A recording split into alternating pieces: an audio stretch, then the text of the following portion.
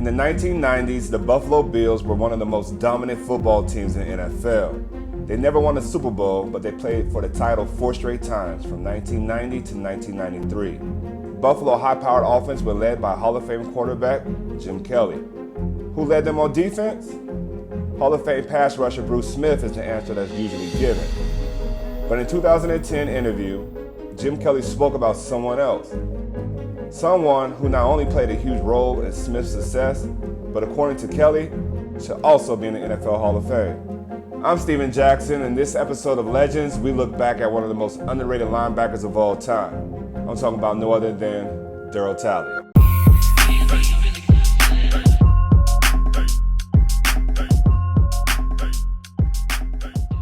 Darryl Talley was born July 10, 1960, East Cleveland, Ohio. Growing up, Darryl's Native American heritage made him a target for bullies, but he stood up for himself and became known as someone who couldn't be pushed around. As a high school football player, Darryl only played 7 games in his final 2 seasons due to injuries. But he made such an impact on those 4 games he played his senior year that drew the interest of a number of Division I programs. He settled on the University of West Virginia, becoming a Mountaineer. After his redshirt season, Darryl realized his star potential, becoming a 4-year starter and helping to turn West Virginia into winners. By his senior year in 1982, he was an All-American, West Virginia's first since the 1950s. That season against number 2 Pitt, Darryl had his best game as a collegiate athlete. He was all over the field making plays, including the interception of Pitt quarterback and future Hall of Famer Dan Marino, and a block punt, which he recovered and returned for a touchdown. At the end of his college career, Darryl had a school record of 484 tackles, including 28 tackles for loss, 19 sacks, 5 interceptions, and what do you know, 3 touchdowns. By the time the 1983 NFL Draft would roll around, Darryl would be on everyone's radar. He was selected by the Buffalo Bills early in the 2nd round with the 39th pick.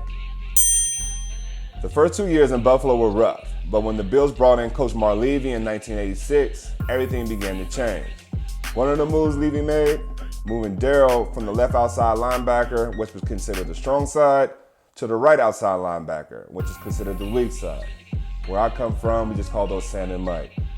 Over the next 6 years, the Bills reached the conference title game 5 times, and the Super Bowl 4 times in 4 consecutive years.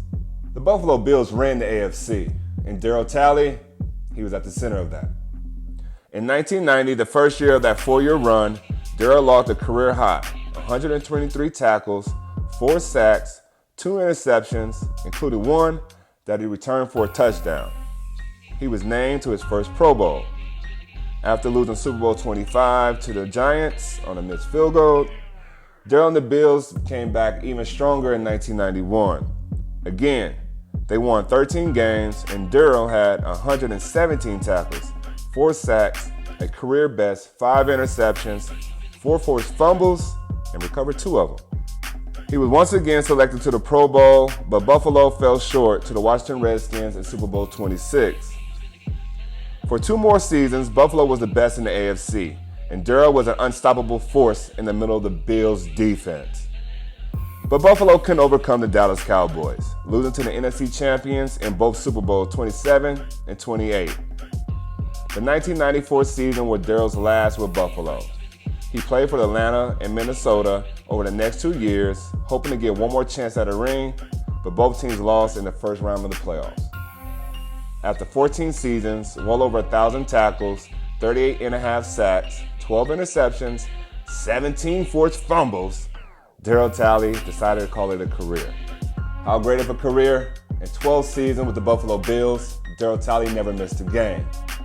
In fact, to this day, Darryl remains the team's all-time leading tackler. But Jim Kelly said it best when he was asked in an interview who's the most underrated teammate he's ever played with. Kelly said, Darryl Talley, by far. Darryl Talley should be in the Hall of Fame right now. He helped make Bruce Smith what Bruce Smith was. And even though Bruce Smith was one of the greatest defensive players of all time, Dan Marino added, Darryl Talley was one of the best players he's ever played against. Darryl Talley is one of the greatest linebackers to ever play the game. Possibly a Hall of Famer. But without a doubt, a legend.